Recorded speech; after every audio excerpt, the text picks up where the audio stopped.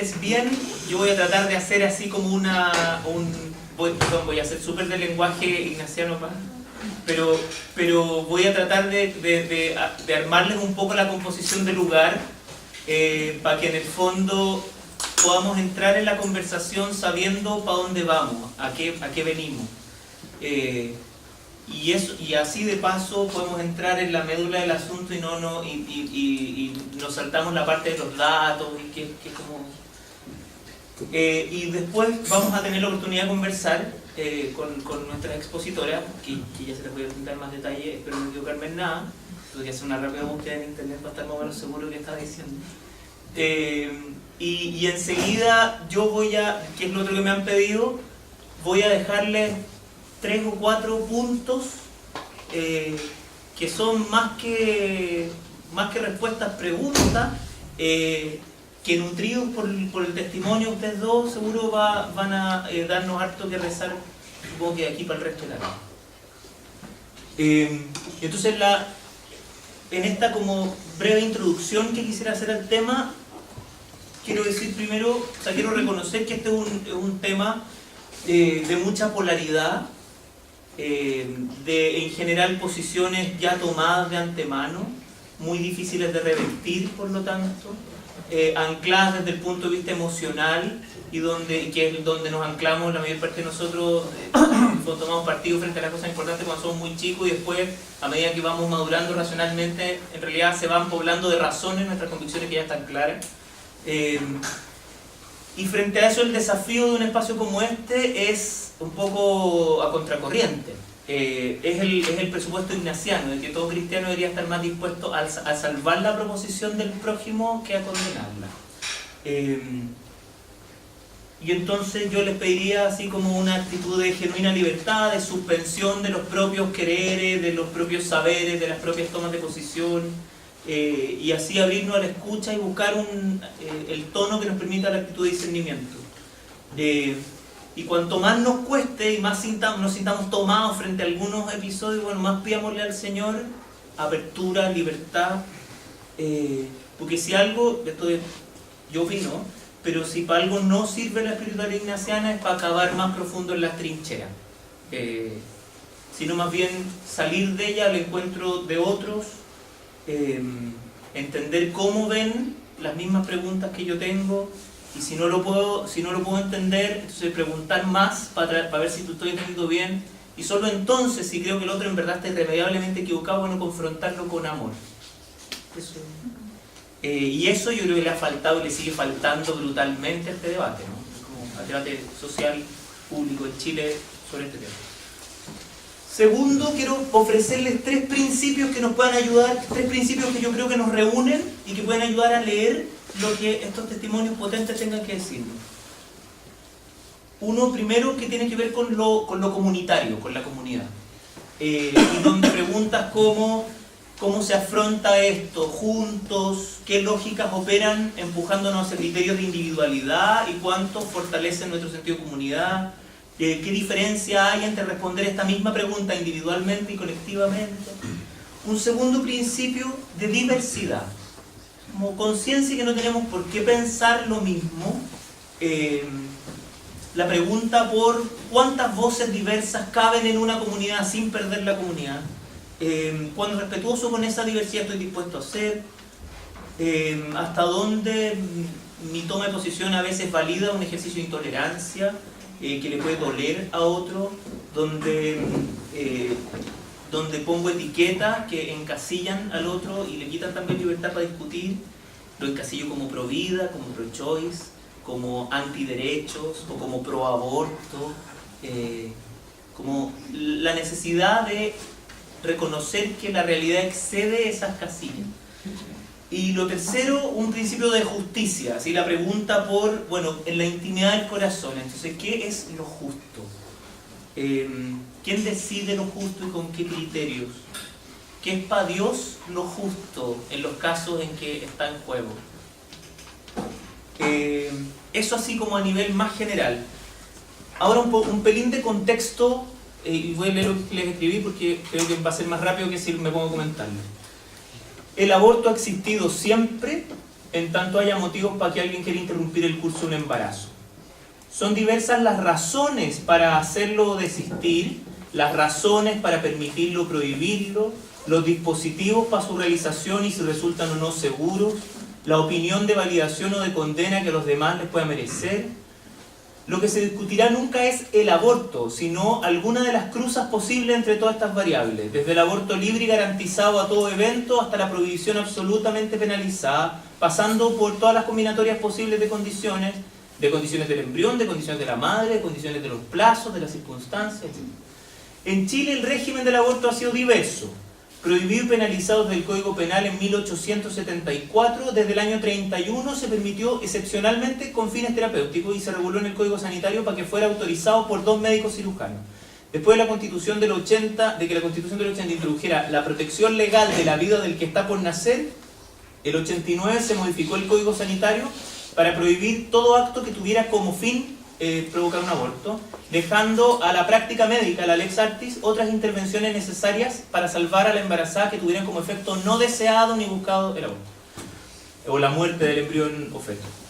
El proyecto actualmente en discusión permitiría el aborto como indicación en caso de que la vida de la madre esté en riesgo, cuando el embrión o feto sufra una patología letal, dice la nueva versión del proyecto, antes decía incompatible con la vida extrauterina, o cuando el embarazo haya sido consecuencia de una violación, bajo un sistema de plazos que van entre las 12 y las 14 semanas en el caso de las mujeres, de una niña menor de 14 años violada.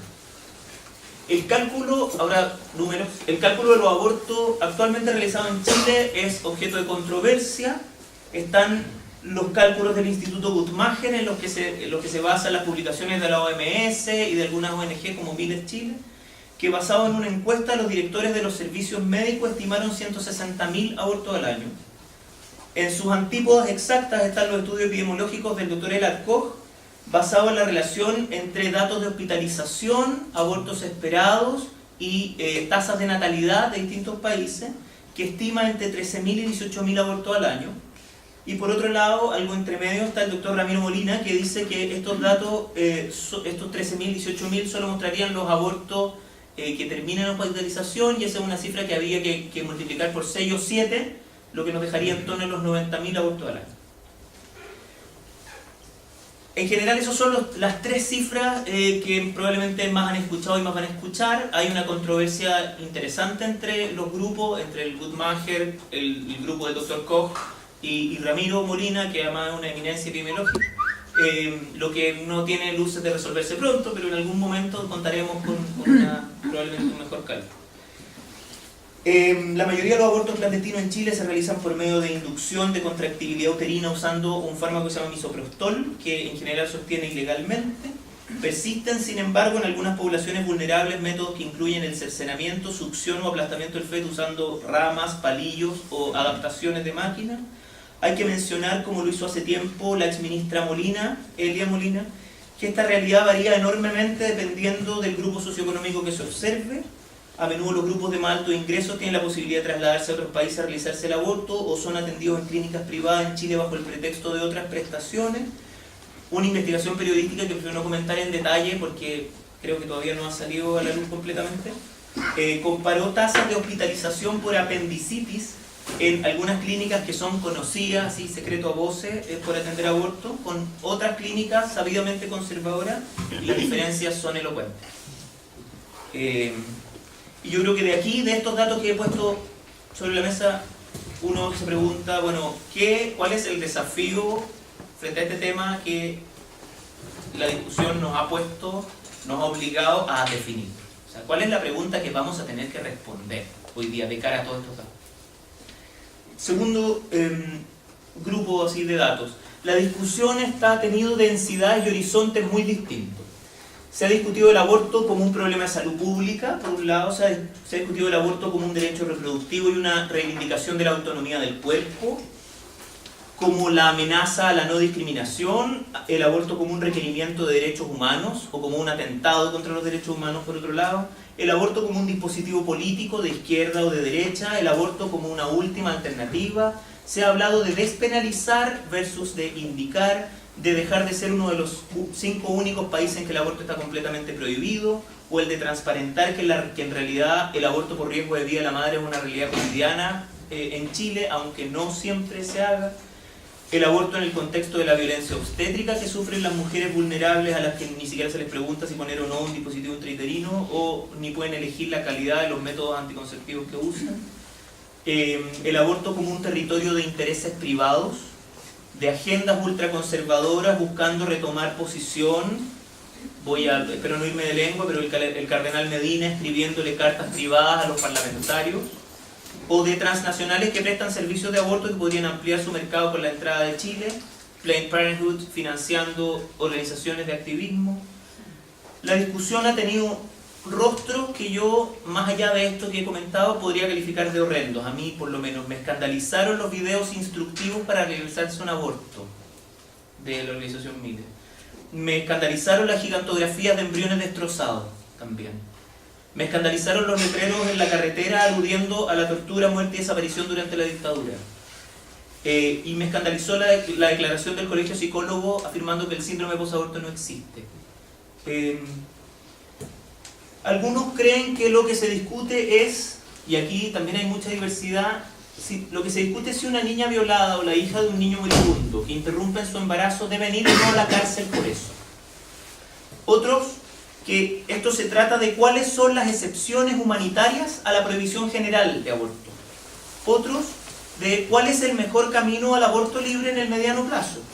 Otros, de qué políticas públicas deben ir en ayuda de las mujeres con enfermedades durante el embarazo, los embriones con patologías terminales y las víctimas de agresión sexual y embarazo forzado. Otros creen que esto se trata de bajo qué condiciones las mujeres deben estar obligadas a llevar a término el embarazo y bajo qué condiciones no pueden estar obligadas. Quiero decir, y aquí hay otra pregunta relevante, ¿cuál tendría que ser el centro de esta discusión? Finalmente, contarles que el proyecto que ahora está en trámite no es el mismo del comienzo. Para los que le han seguido la pista, la causal de riesgo vital ahora es actual y ya no incluye el futuro. La causal de inviabilidad pide que la ratificación del diagnóstico se haga por un especialista. La causal de violación no exige denuncia al equipo médico y reconoce el deber de confidencialidad. Se prohíbe la publicidad y se limita penalmente la posibilidad de uso de los tejidos del embrión o feto abortado. Se obliga al prestador de salud a brindar cuidados paliativos al embrión o feto con patología letal. Entró la pregunta por el acompañamiento con mucha fuerza. Hoy en el proyecto de ley es voluntario, personalizado, respetuoso, estoy usando los adjetivos que está en el proyecto de ley, previo y sin importar la decisión que se tome, también postparto o postinterrupción. Y probablemente en ese punto también falta mucho trabajo y muchas preguntas que responder. Y ahí yo creo que la pregunta es, ¿se puede mejorar más este proyecto o es necesario sustituirlo? De lo propuesto, ¿hay elementos que necesitamos tener con urgencia en el país? ¿O quizás hay otros elementos que ni siquiera se han discutido que necesitamos tener? Entonces, bueno, para profundizar estos temas nos acompañan Elisa Boca, asesora todavía de la Unidad de Reformas Legales del CENDAM, muy bien, abogada con estudios en filosofía política, si no me equivoco. Sandra González, matrona, capacitadora y voluntaria del Proyecto Esperanza, que es una iniciativa, para los que no lo conozcan, surgida de la comunidad chinestatiana, si no me equivoco, para ayudar a quienes han sufrido la pérdida de un hijo antes de nacer o arrastran secuelas psicoespirituales de un aborto procurado. Ellas, como les decía Danae, van a tener 15 minutos para poner sobre la mesa en realidad todo lo que les parezca pertinente. Al final les vamos a poder hacer algunas preguntas que yo voy a ayudar a orientar para que no sean excesivas. Pero yo no quiero privarme de dejar estas mismas 3 preguntas que he sembrado durante lo que dije, que puedan ayudarnos a articular algo colectivamente. La primera es esta discusión sobre el aborto. ¿Qué desafío ineludible nos delante? Segunda, ¿cuál creen ustedes que debería ser buenamente el centro de la discusión?